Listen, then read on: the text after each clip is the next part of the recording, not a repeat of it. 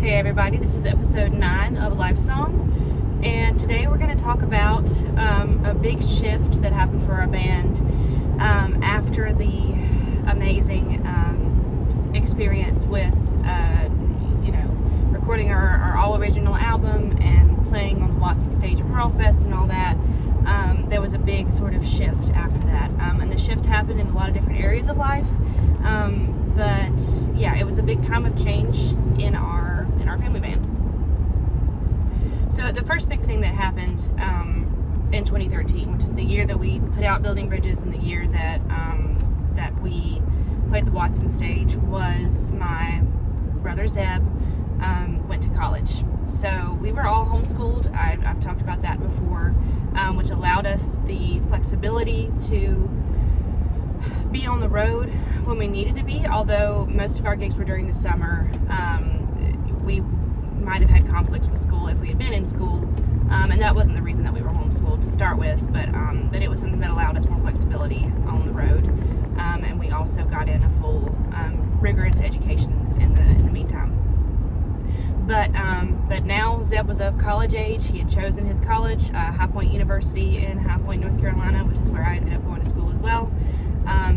It was my first year of high school and his first year of college. So I was still homeschooled, and Zeb went to High Point, and he commuted. So he stayed at home. We continued doing everything with the band, but now we were working around a college schedule, which is something that people that we worked with didn't necessarily like to have to deal with very much, which I'll get into that. But it was something that I'm very proud of him for doing, and it's something that I ended up deciding to do as well. Even though both of us wanted to do music full-time, we decided to go get an education, go get the experience of being in college, and kind of become young adults through the college experience. So he started college in the fall. He stayed at home, so a lot of things about his life didn't change that much, and he was a really laid-back kid. He didn't do any partying, but he was a very, very diligent student, so he was very focused on his work. But we still continued doing shows. We didn't really conflict much with his schedule. We booked around it some, and started working towards kind of having these things go side by side. Zeb being in college, and we knew eventually I would be in college too, and still keeping the family band going. At the same time, the most recent album that we had put out had attracted the attention of what would become our new record label. So this was Mountain Home Music. So it sounds very similar to Mountain Roads Recordings. It keeps me confused all the time. The Mountain Home is a pretty well-known label in the bluegrass industry. Crossroads is the overall label, and then Mountain Home is the main bluegrass branch underneath that. So Crossroads approached us about possibly signing us to the label, and we had some conversations. We went to speak with them and have some meetings at their headquarters, and thankfully we knew some people that worked with Crossroads, and that helped a lot because we were able to kind of have that in. And that's the reason why we attracted their attention in the first place, and this is something I should kind of take a minute to talk about, is that Adam Steffi, who's one of the best mandolin players in bluegrass music, he played with Allison Krauss and Union Station for kind of the peak of their career.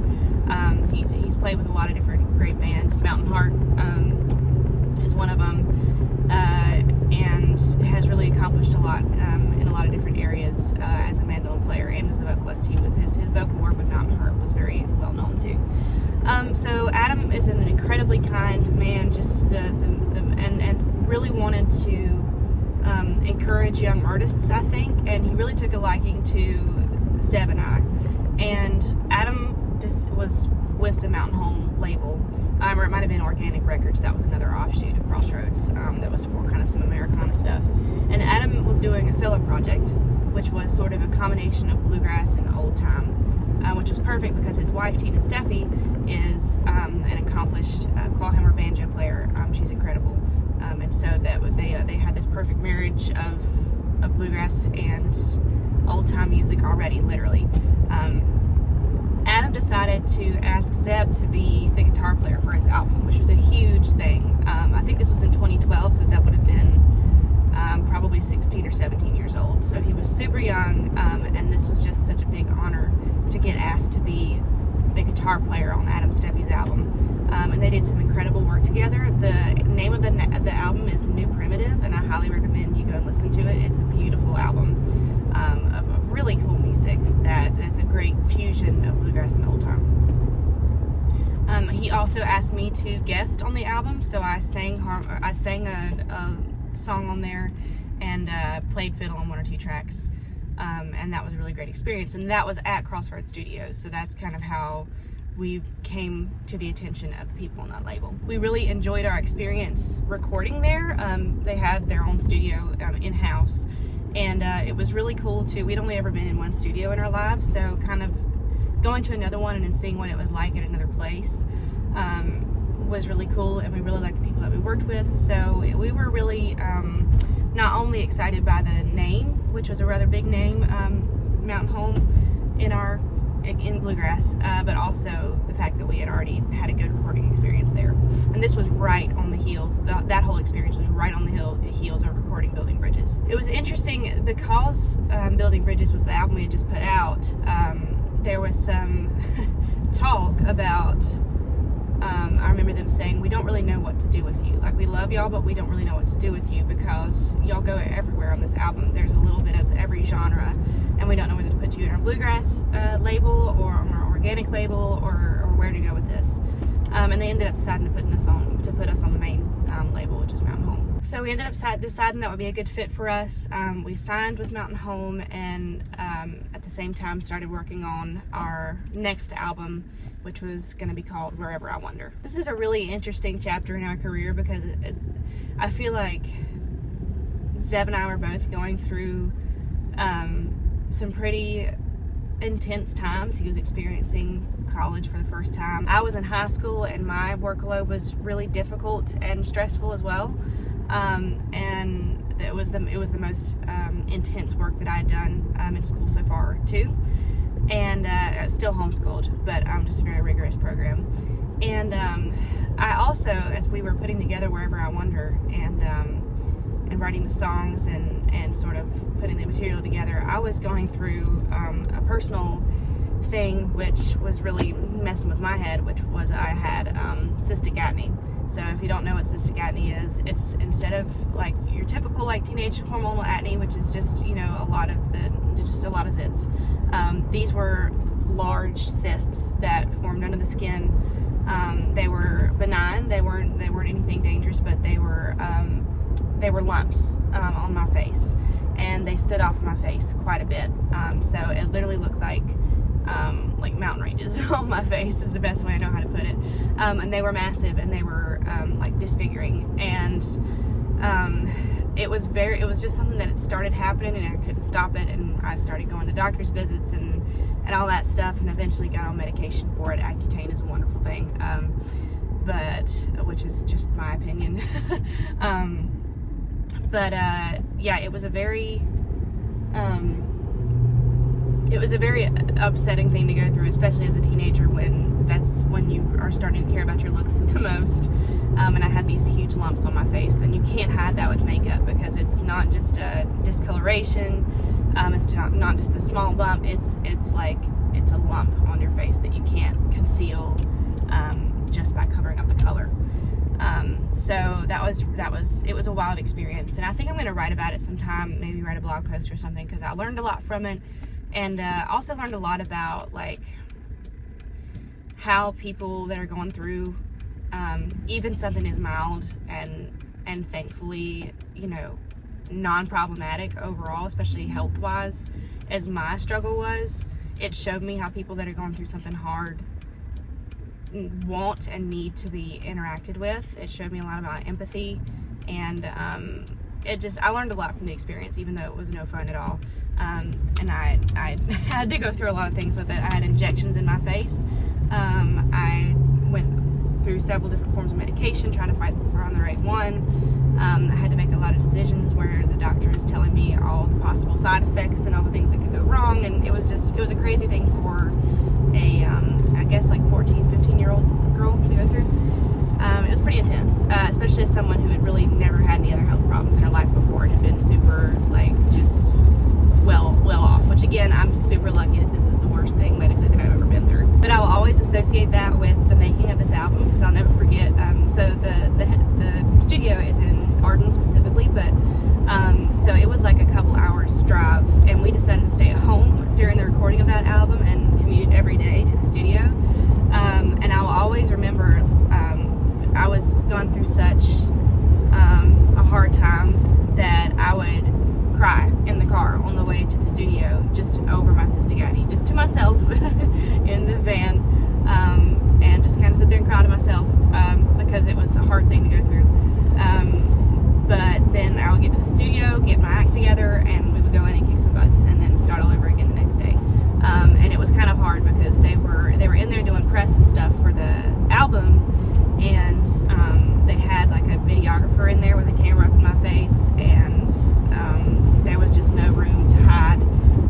But I had to keep on doing my thing and lean into the fact that what mattered about me was not the way I looked, but my art and what I brought to the table, which is a really important thing for women in the industry to know and to be recognized for, because a lot of times people would rather talk about their looks and their personality and whatever else than they would about what they actually contribute as musicians and artists.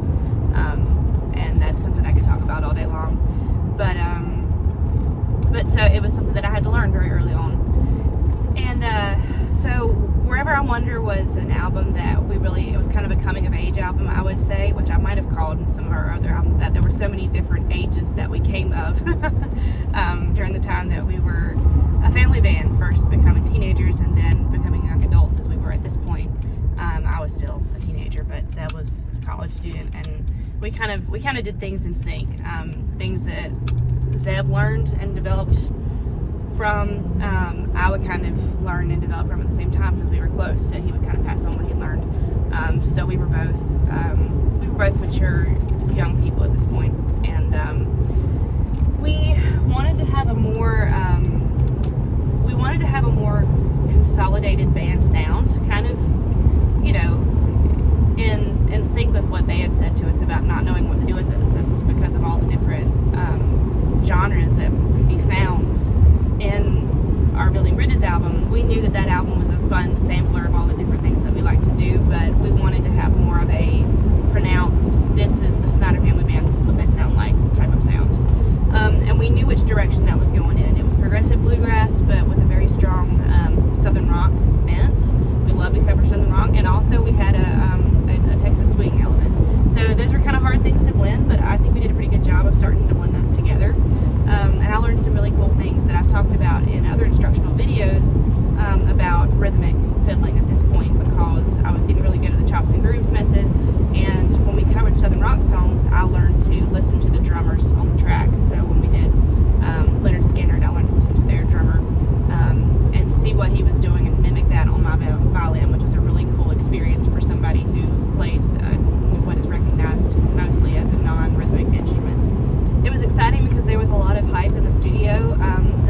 The albums that we had put together beforehand were basically just us in the studio all day long. This time we had a producer, Tim Surratt, who's still one of my favorite people in the universe. He's the bass player for Boston Range, and he's an absolute gem, and I love him. So we had somebody that was outside of our own heads to help us with decision making, which is something I highly recommend for album making. Is if you try to do it all yourself, including producing your own record, you get overwhelmed very easily. And we did it. We pulled it off for 4 albums before this, but it was a challenge. So having that was really helpful. And then also, since the studio was in the same building as the record label, people from the record label were coming in and out, and there was a lot of buzz and excitement. We had people comparing us to the next Nickel Creek, and just a lot of hype around the album just within the studio. So that was really encouraging, and also a little bit intimidating as we were in there recording and we knew people were out there listening to us. We put together a great album. I'm not going to go into details as much about everything that was on the album, just because this album and the next album would have very similar vibes, in that it was a great combination of originals and covers, but a lot of originals that were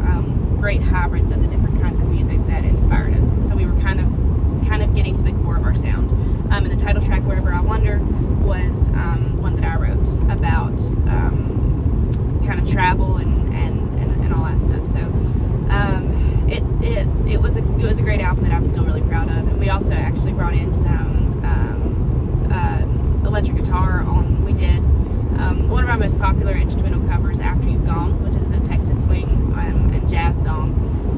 We did it Texas swing style in the same way that Riders in the Sky had done it. That one was on Wherever I Wander, and Zeb brought in an electric guitar, his Les Paul, to play a break on that song. So that was a really cool element. We also did one called Hitting the Highway, which was kind of a funk style, and he brought in I think Telecaster for that one, and that was a lot of fun too.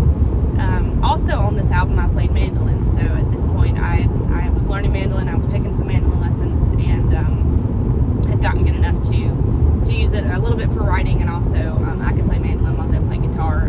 Usually if we needed mandolin, then Zeb had to play mandolin, which meant we didn't have a guitar player, so that was something that I played on stage.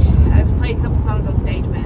I ended up ditching mandolin because to me it does the opposite of what it does for a lot of fiddle players. A lot of fiddle players like it because it's so similar to fiddle. I don't like it for that reason, because it's too similar to me. It actually, I try to play fiddle stuff on the mandolin. Instead of sounding like a mandolin player, I just sound like a fiddle player playing mandolin. And I would rather have the fiddle and the sustain that it provides. It's just personal preference. I love the way a mandolin sounds, but I just don't love playing it. But that is something that I was doing during this era. So if you listen to the Lighthouse song on this album, or let's see, what do we call it? The Keeper is what we called it on the album, because there's actually a song that Nickel Creek did called the Lighthouse song. We didn't want to get confused. It's called The Keeper. It's an original of mine, and I'm the one playing mandolin on it. So we had somebody in college and successfully kept on playing music through it. We signed with a new record label. We put out a new album, and this one actually got us to the IBMA Awards show. We were nominated for Emerging Artist of the Year, so we were really tickled about that, and got to hear our names called out in the list of nominees at the awards show. We didn't win, but we got to walk the red carpet, and we were in the programs, and our name was called out, and our music was played when they listed the nominees during the show.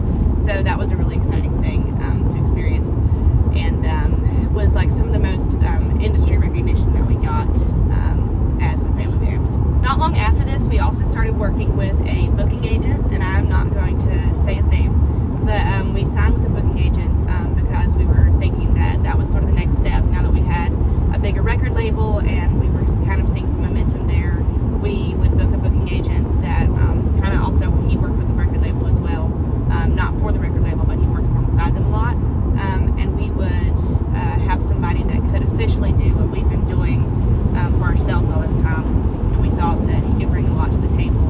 And that was one of the first big lessons we learned, and we had actually experienced this once or twice with other people that we had sort of done a trial run with booking agents before. They are not all they're cracked up to be, and I'm sure there are some great ones out there, and I've even worked with some people in the industry since then that have not been working with me directly, but with bands I worked for that I have thought were really great, that have done a lot of great work advocating for their bands.